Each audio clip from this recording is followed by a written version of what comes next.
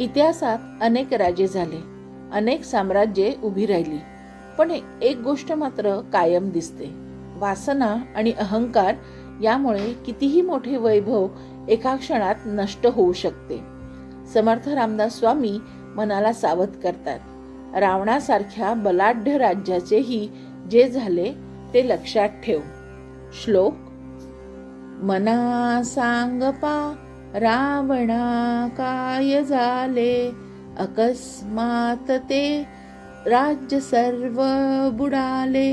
म्हणोनी कुडी वासना सांडी वेगी, बळे लागला काळ हा पाठी लागी.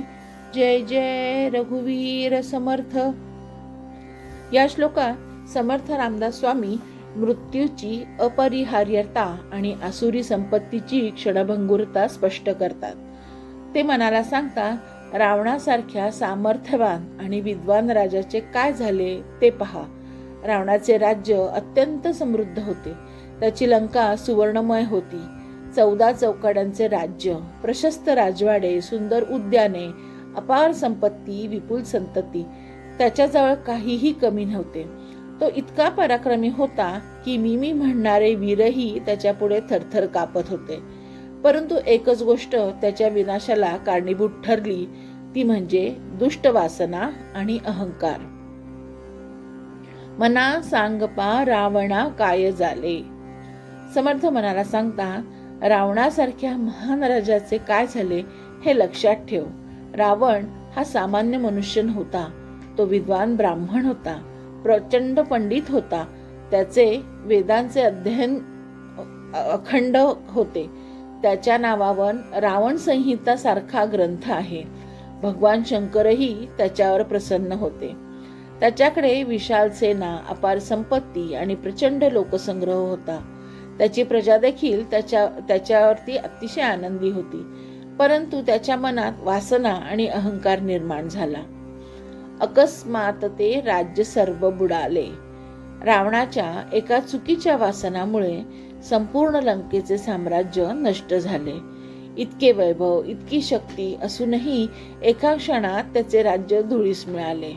यातून समर्थ सांगतात, सत्ता, संपत्ती, वैभव हे सर्व क्षणभंगूर आहे. म्हणून कुडी वासना सांडी वेगी. समर्थ मनाला सांगतात, वासना हीच पापाची जननी आहे. दुसऱ्याच्या अधिकारावर अतिक्रमण करणे, अन्याय करणे, वाईट मार्गाने जाणे हे सर्व वासनांमुळेच होते. म्हणून समर्थ सांगतात, दुष्ट वासना हळूहळू सोडायची नसते, तर ती त्वरित सोडून द्यायची असते. कोणी म्हणतो मी हळूहळू दारू सोडेन, पण असे म्हणणाऱ्याची दारू सहसा सुटत नाही. दारूचा प्याला एकदम फेकून दिला पाहिजे. समर्थांनी श्रीमद दासबोधात स्पष्ट सांगितलेले आहे, क्रिया पालटे तत्काळ.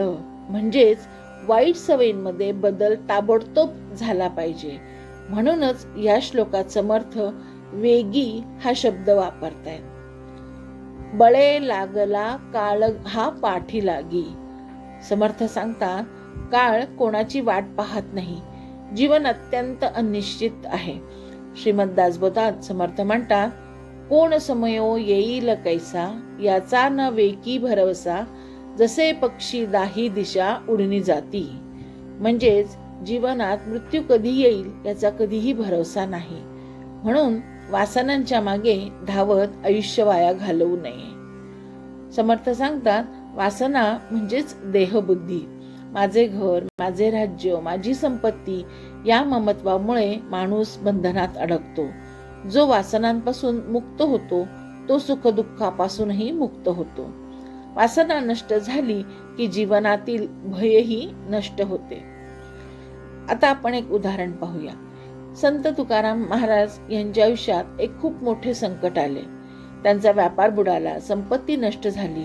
परंतु त्यांनी संसाराच्या नाशाला धरून बसण्याऐवजी मन विठ्ठलाच्या नामस्मरणामध्ये लावले. त्यांनी वासनांच्या मागे धावणे सोडले आणि भक्ती मार्ग स्वीकारला. वासना म्हणजे संसारात न रमता त्यांनी भक्ती मार्ग स्वीकारला. यातूनच ते महान संत बनले.